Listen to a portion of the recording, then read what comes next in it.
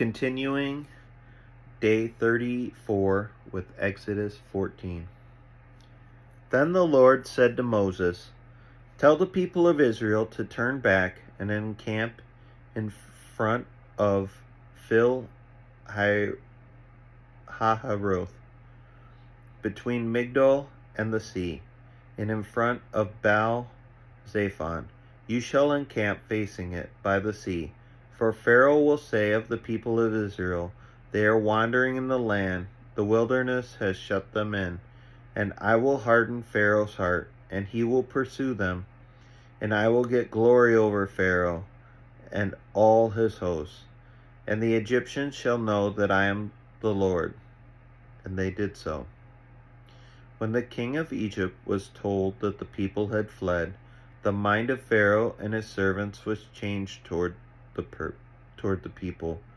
And they said, "What is this we have done, that we have let Israel go from serving us?"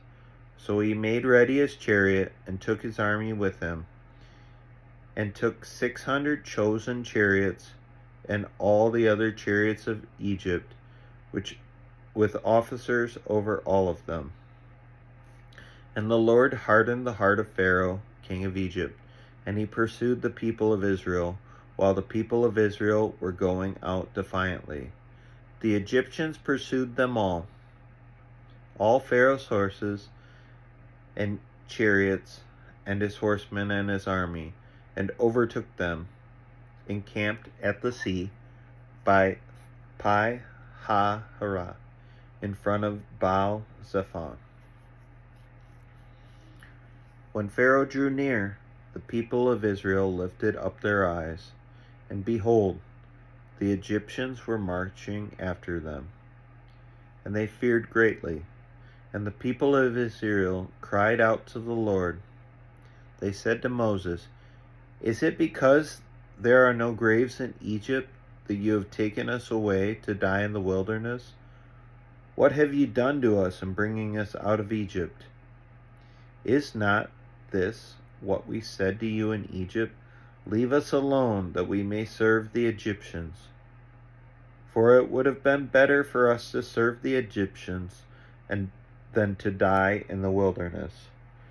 And Moses said to the people, "Fear not, stand firm, and see the salvation of the Lord, which he will work for you today. For the Egyptians whom you see today, you shall never see again. The Lord will fight for you, and you have only to be silent." The Lord said to Moses, "Why do you cry to me? Tell the people of Israel to go forward. Lift up your staff and stretch out your hand over the sea and divide it, that the people of Israel may go through the sea on dry ground. And I will harden the hearts of the Egyptians, so that they shall go in after them. And I will get glory over Pharaoh and all his hosts, his chariots and his horsemen. And the Egyptians shall know that I am the Lord, when I have gotten glory over Pharaoh, his chariots, and his horsemen."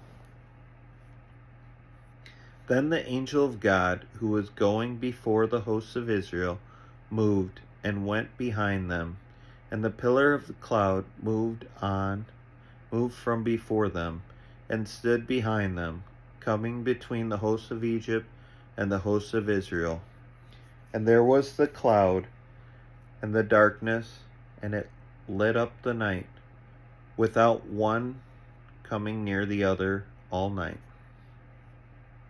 Then Moses stretched out his hand over the sea, and the Lord drove the sea back by a strong east wind all night, and made the sea dry land, and the waters were divided. And the people of Israel went into the midst of the sea on dry ground, and the waters being a wall to them on their right hand and on their left. The Egyptians pursued and went in after them into the midst of the sea. all Pharaoh's horses, his chariots, and his horsemen. And in the morning watched the Lord in the pillar of fire and of cloud, looked down on the Egyptian forces, and threw the Egyptian forces into a panic, clogging their chariots' wheels, so that they drove heavily. And the Egyptians said, "Let us flee from before Israel, for the Lord fights for them against the Egyptians." Then the Lord said to Moses, "Stretch out your hand over the sea, that the water may come back upon the Egyptians, upon their chariots, and upon their horsemen." So Moses stretched out his hand over the sea, and the sea returned to its normal course when the morning appeared, and the Egyptians fled into it. The Lord threw the Egyptians into the middle of the sea. The waters returned and covered the chariots and the horsemen of all the hosts of Pharaoh that had followed them into the sea.